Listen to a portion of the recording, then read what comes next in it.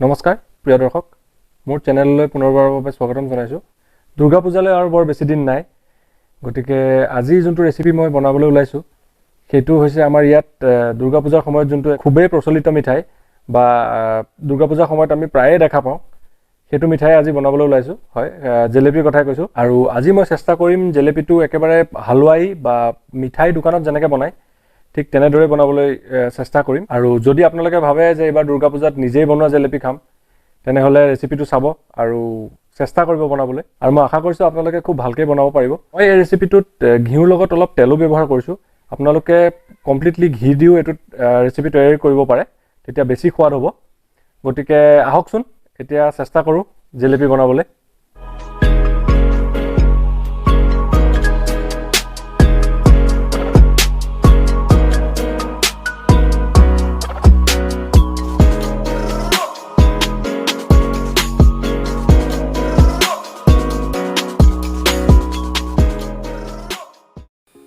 জেলেপি বনাবলৈ প্ৰথমতে এয়া মই 2 কাপ ময়দা লৈ লৈছোঁ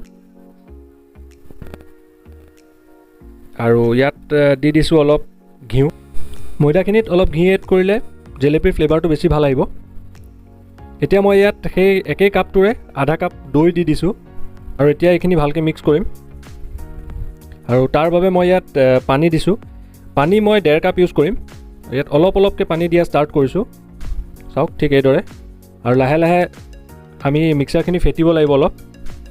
আৰু ফেটা হোৱাৰ পিছত মিক্সাৰখিনি মই 24 ঘণ্টাৰ কাৰণে ৰাখি দিম ৰুম টেম্পাৰেচাৰ। আৰু এই প্ৰচেছটো ফাৰ্মেণ্টেশ্যন বুলি কয়, যোনটো আমাৰ হোটেলত যেনেকৈ জেলেপি বনালে অলপ টেঙেচি ভাৱ এটা থাকে। আৰু এয়া 24 ঘণ্টাৰ পিছত চাওক ইয়াতে অলপ বাবলছ ফুটি উঠিছে, তাৰমানে ফাৰ্মেণ্টেশ্যনৰ প্ৰচেছটো খুব ধুনীয়াকৈ হৈছে।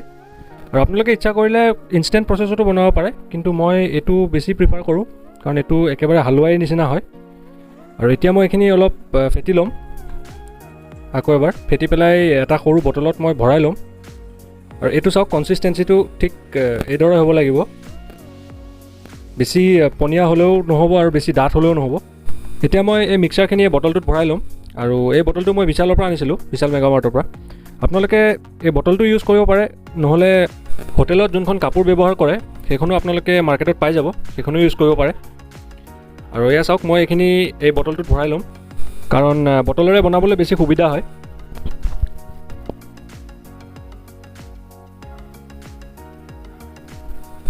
আৰু এতিয়া মই মিক্সাৰখিনি ৰাখি দিম আৰু চুগাৰ চিৰাপ বনোৱা ষ্টাৰ্ট কৰিম। আৰু চুগাৰ চিৰাপটো বনাবৰ কাৰণে মই এয়া চাওক 2 বাটি চেনি লৈছোঁ।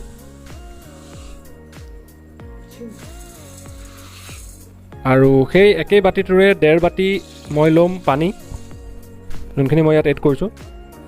আৰু এতিয়া মিডিয়াম হাই ফ্লেমত মই এইখিনি বইল কৰিম 15 পৰা 20 মিনিট। আৰু মাজে মাজে অলপ লৰাই থাকিব লাগিব, ঠিক এইদৰে। এয়া চাওক চেনিখিনি গুলিবলৈ ষ্টাৰ্ট হৈছে। আৰু অলপ দেৰি পিছত ঠিক এইদৰে উতলি আহিব। আৰু উতলাৰ পিছত মই ইয়াত এতিয়া এড কৰি দিছোঁ 2ডালমান কেশৰ। সেইটো অপশ্যনেল হয়, নিদিলেও হৈ যায়, মই গুণটোৰ কাৰণে দিছোঁ। আৰু কালাৰটোও অকণমান চেঞ্জ হৈ যায়। আৰু এতিয়া মই ইয়াত দি দিম অকণমান ফুড কালাৰ। এইটো কমপ্লিটলি অপশ্যনেল, সেইটো আপোনালোকে নিদিলেও হৈ যাব। আৰু হালধীয়া ফুড কালাৰ দিব লাগে, কিন্তু মোৰ ওচৰত বৰ্তমান হালধীয়া ফুড কালাৰ নাছিলে, চ' মই ৰঙাটো দিছোঁ, কিন্তু সেইটোৱে জেলেপিৰ কালাৰটো ৰঙা নকৰে। আৰু এতিয়া মই ইয়াত দি দিছোঁ এটা গোটা ইলাচি। আৰু গুণটো আৰু অলপ ভাল হ'বৰ কাৰণে মই এতিয়া ইয়াত এড কৰিম অলপ ৰ'জ ৱাটাৰ বা গোলাপৰ পানী। গুণটো খুব ধুনীয়া আহে। আৰু এতিয়া মই এইখিনি অকণমান বইল কৰিম যাতে কনচিষ্টেঞ্চিটো অলপ ডাঠ হৈ যায়। আৰু এইখিনি এতিয়া বইল কৰাৰ পিছত মই ছাইডত ৰাখি দিম। আৰু জেলেপি যেতিয়া আমি ভাজি ইয়াত দিম তেতিয়া কিন্তু এইখিনি অলপ গৰম হৈ থাকিব লাগিব, উতলি নাথাকিলেও হ'ল, কিন্তু ঠাণ্ডা হ'ব নোৱাৰিব। আৰু এতিয়া মই জেলেপি ভাজা ষ্টাৰ্ট কৰিম। তাৰ বাবে মই 1 বাটি তেল আৰু 1 বাটি ঘি ইয়াত এড কৰিছোঁ, যাতে ঘিৰ ফ্লেভাৰটোও আহে। আৰু এয়া মই জেলেপি বনোৱা ষ্টাৰ্ট কৰিম এতিয়া।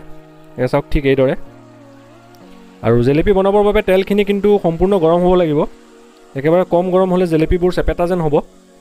আৰু এবাৰ জেলেপিটো দিয়াৰ পিছত আপুনি ফ্লেমটো অকণমান কমাই দিব পাৰে, নহ'লে জেলেপিখিনি বৰ সোনকালে ধৰি যাব। এয়া চাওক আমাৰ জেলেপি ৰেডি হৈ গৈছে। বেছি সময় ফ্ৰাই কৰিব নালাগে, অলপ সময় ফ্ৰাই কৰি ওলোটাই দিলেই হ'ল। এতিয়া মই জেলেপিখিনি ইয়াৰ পৰা লৈ পেলাই চুগাৰ চিৰাপখিনিত দি দিম। এয়া চাওক ঠিক এইদৰে। জেলেপিখিনি আমাৰ সম্পূৰ্ণৰূপে ভজা হৈ গৈছে। এতিয়া মই এইখিনি চুগাৰ চিৰাপখিনিত দি দিম। আৰু এটা কথা মনত ৰাখিব, ভজা হোৱাৰ লগে লগে চিৰাপখিনিত আমি জেলেপীখিনি দি দিব লাগিব। বেছি টাইম বাহিৰত ৰাখিলে কিন্তু জেলেপীৰ ভিতৰত চুগাৰ চিৰাপ ভালকৈ নোসোমাব। আৰু জেলেপীখিনি চুগাৰ চিৰাপত এড কৰাৰ পিছত কিবা এখন হেতা বা চামুচেৰে এনেকৈ অকণমান হেঁচি ধৰিব, যাতে গোটেই ৰসখিনি ভালকৈ জেলেপীত সোমাই যায়। আৰু চাওক, সেয়া আমাৰ জেলেপী ৰেডি হৈ গৈছে। এতিয়া মই বাকী জেলেপীখিনি ফ্ৰাই কৰি ল'ম আৰু তাৰপিছত প্লেটত সজাই দিম। সেয়া আমাৰ জেলেপী ৰেডি হৈ গ'ল। চাওক, দেখাত খুব সুন্দৰ হৈছে আৰু ৰসখিনিও বৰ ভালকৈ সোমাইছে ভিতৰত। আৰু মই এয়া দেখুৱাই দিছোঁ আপোনালোকক, চাওক কি ধুনীয়াকৈ ৰসবিলাক ভিতৰত সোমাইছে আৰু খুবেই ক্ৰাঞ্চি হৈছে। মই আপোনালোকক এটা ভাঙি দেখুৱাই দিছোঁ। এয়া চাওক, খুব ক্ৰাঞ্চি হৈছে আৰু ৰসখিনি খুব ধুনীয়াকৈ জেলেপীৰ ভিতৰত সোমাইছে। আপোনালোকে যদি মই দেখুওৱা প্ৰচেছটো ইউজ কৰে তেতিয়াহ'লে আপোনালোকৰ জেলেপী ঠিক এইদৰে বনিব। গতিকে প্ৰিয় দৰ্শক, আশা কৰিলোঁ এবাৰ আপোনালোকে মোৰ ৰেচিপি চাই পূজাৰ সময়ত নিজেই বনাই জেলেপী উপভোগ কৰিব। আৰু ভিডিঅ'টো যদি ভাল লাগিছে তেতিয়াহ'লে লাইক কৰিব, শ্বেয়াৰ কৰিব আৰু চেনেলটো যদি এতিয়ালৈকে ছাবস্ক্ৰাইব কৰা নাই তেতিয়াহ'লে ছাবস্ক্ৰাইব কৰি দিব। আৰু মই আপোনালোকক লগ পাম পুনৰ আন এটা ৰেচিপিৰ সৈতে। আৰু ভিডিঅ'টো চোৱাৰ বাবে ধন্যবাদ।